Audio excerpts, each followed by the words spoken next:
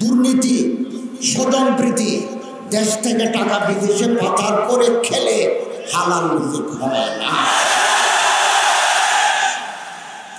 হালাল হারাম যদি পেটে যায়, লা ইয়াদখুলুল জান্নাতা জাসাদুল গুযিয়া বিল হারাম। শরীরের ভিতরে রক্ত আছে 5.5 লিটার, হাড্ডি গোস্ত আছে 60 থেকে 70 কেজি। এই ভিতরে যদি 1 ফোঁটা রক্ত, 1 টুকরা হাড্ডি, 1 টুকরা গোস্ত হারাম দিয়ে তৈরি হয়, এই শরীর ভেস্তে যাবে না। এবং দুনিয়ার সমস্ত কাজের জন্য এখানে মামা আছে, বাগিনে আছে, এতে করে আমরা পার পেয়ে গেলাম, আখিরাতে আমরা পার পাবো না।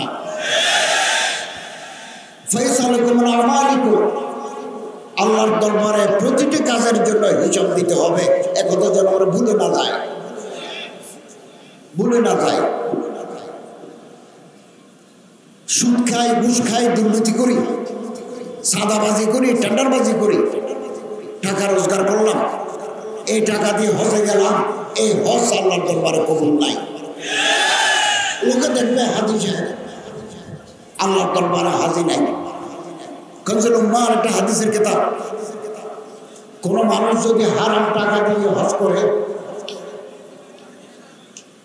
মক্কা শরীফে যাইতে বলে লাব্বাইক আল্লাহুম্মা লাব্বাইক লা শারীকা লাকা লাব্বাইক ইন্নাল হামদা ওয়ান নি'মাতা লাকা ওয়াল মুলক লা শারীকা লাক, হাজিরা দেয়।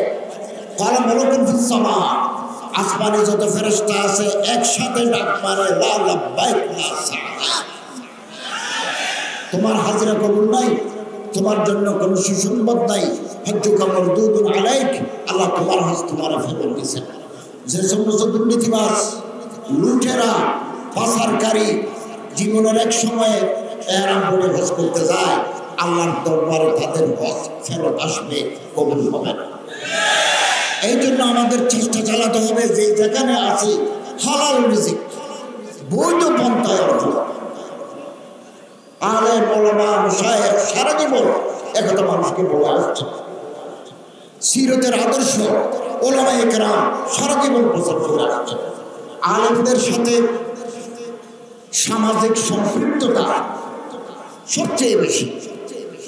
ওনারা হাদিসের দরজে আছেন, কোরআনের দরজে আছেন, ইমামের মসনদে আছেন, খানাকাতে ওয়ারাদাসকে মানুষের কাজ করছেন।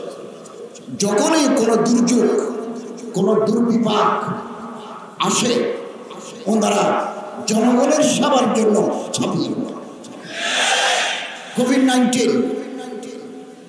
করোনাকালীন এই মসজিদের ইমাম সাহেবরা, মুহাদ্দিসিনরা, ছাত্ররা এই লাশ দফনের ক্ষেত্রে ওনারা সবচেয়ে বড় ভূমিকা রেখেছেন। বাবার লাশ ছেলেরা স্পর্শ করে না, সেখানে ওলামায়ে কেরাম, মাদ্রাসার ছাত্ররা এদের তাজহিজ, তাকফিন করে, গোসল দিয়ে, জানাজার নামাজ পড়িয়ে তাদেরকে দাফনের ব্যবস্থা করেছে। 1-2টা নয়, শত শত হাজার। আগামী দিনেও কোনো দুর্যোগ, দুর্বিপাক, কোনো মাসায়েব যদি বাংলাদেশে আসে, এই সাম্প্রতিক বন্যায় আমি লক্ষ্মীপুর গেছি, নোয়াখালীতে গেছি, ফেনীতে গেছি, সব জায়গা থেকে মাদ্রাসার হুজুররা, ছাত্ররা ত্রাণ দিচ্ছে।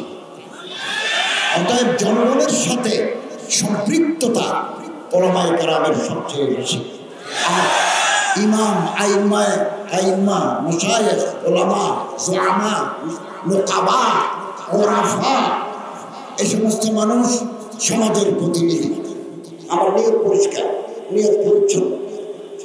এবং আমি আমার মন্ত্রণালয়ের দায়িত্ব নেওয়ার পরে বলেছি, আমি 1 পয়সা 1 টাকা ঘুষ খাবো না, দুর্নীতি করবো না, নয় সই করবো না। আপনারাও এই তরিকায় চলবেন। হজের টাকা কমানোর জন্য আমি রাত দিন মেহনত করে যাচ্ছি। কতটুকু কমানো যায়, কোন কোন খাতে কমানো যায়, এগুলোকে আমরা চিহ্নিত করেছি। বাংলাদেশ বিমানের সাথে বসেছি, আরো বলবো। আগামী সপ্তাহে আমি সৌদি আরব গিয়ে হজ মন্ত্রীর সাথে কথা বলব যে একটু কম দামে করা যায় কিনা। হাজিদের নিয়ে যে সিন্ডিকেশন ছিল, এটা আমরা চিহ্নিত করেছি কোথায় কোথায় অ্যানোমেলিস হতো। ইনশাআল্লাহ আগামী দিনে সিন্ডিকেশন থাকবে। হাজিদের কাছ থেকে আমরা যে টাকা নিই, এক পয়সাও আমরা মন্ত্রণালয়ে রাখি না। আমরা 1 কোটি টাকার ওষুধ দিয়ে যাই আমাদের খরচে, হাজিদের টাকায় না। 200 জন ডাক্তার ব্রাদার্স সিস্টার্স নিয়ে যাই, এগুলো মন্ত্রণালয়ের টাকা, হাজিদের টাকা নয়। আমরা ব্যবসা করি না, আর হাতমত করি, হাজিদের টাকা। আমরা আমাদের মন্ত্রণালয়ের বিপুল স্টাফ চাই। কোনো মানুষ হারিয়ে গেল কিনা, কোনো মানুষ টাকা ফেলে দিল কিনা, কোনো মানুষ অসুস্থ হয়ে রাস্তায় পড়ে আসলো কিনা, এগুলো দেখভালের জন্য আমরা মানুষ নিয়ে যাই। এগুলো হাজিদের টাকায়। 2023 সালে 23,000 থেকে 60,000 টাকা পর্যন্ত আমরা হাজিদের টাকা ফেরত দিয়েছি। কারণ টাকা বেশি নিয়েছিলাম, ঘর ভাড়া ততটুকু লাগে নাই, ফেরত দিয়েছি। এবং এজেন্সি যারা আছেন তারাও আমাদের সাথে সহযোগিতা করছে। যারা আমাদের সাথে চুক্তি ভঙ্গ করবেন আমরা তাদের বিরুদ্ধে আইনানুগভাবে ব্যবস্থা নিচ্ছি, আগামী দিনে নেব। আমি চেষ্টা করব একটা সুন্দর প্যাকেজ, হজ প্যাকেজ আমরা জাতির কাছে দিতে পারবো। অনেকেই জানেন না, প্রতিটি হাজিকে সৌদি আরব গভর্নমেন্টকে একটা 15 টাকা দিতে হয়। এটা তো আমিও জানতাম না। মিনা, মুজদালিফা, আরাফা, জামারাত আপনি যে ব্যবহার করবেন, এর জন্য সৌদি গভর্নমেন্ট ABCD জোন আরাফাতে ভাগ করে রেখেছে। আপনি যেই জোনে ঢুকবেন সেই এলাকার ভাড়া এত, ওই জোনে ঢুকলে সেই ভাড়া এত। এগুলো আমাদেরকে সৌদি গভর্নমেন্টকে দিতে। বাংলাদেশ বিমান আগে বেশি ভাড়া দাবি করত। এদিন বাংলাদেশ বিমানের এমডি সচিবের সাথে আমরা কথা বলেছি, ওনারা রাজি হয়েছেন আমরা ভাড়া কমে যাব। ইতিমধ্যে উমরার টাকা বিমান ভাড়া 10,000 কমা দিয়েছে।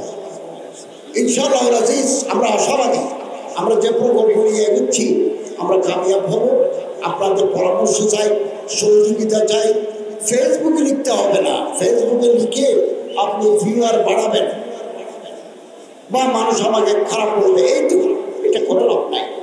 আপনি পরামর্শ দিতে চাইলে আমার ঠিকানা আছে, ওই ঠিকানায় আপনি চিঠি লিখুন, আমাকে ইসলাহ করুন, পরামর্শ দিন, আমরা যাতে সুন্দরভাবে রাষ্ট্র পরিচালনা করতে পারি।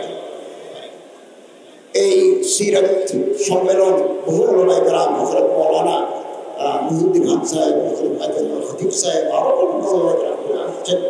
এটা সমাজে একটা ইতিবাচক প্রভাব পড়বে। আমি আশাবাদী কিয়ামত পর্যন্ত এই মাহফিলের ধারাবাহিকতা চলবে। এবং আমরা যাওয়ার আগে সংস্কার করে একটা সুন্দর রাষ্ট্র, বৈষম্যহীন রাষ্ট্র, ইনসাফপূর্ণ রাষ্ট্রের সূচনা আমরা করে যাব। আমরা একটা দরজা খুলে দেব। আগামী দিনে যারা আসবেন সে দরজা দিয়ে সরকার সাধন করতে পারবেন। আল্লাহ ওয়ালিউত তৌফিক ওয়াল মুওয়াফফিক ওয়াল মুঈন ওয়া আখিরু দাওয়ানা আলহামদুলিল্লাহি রাব্বিল আলামিন।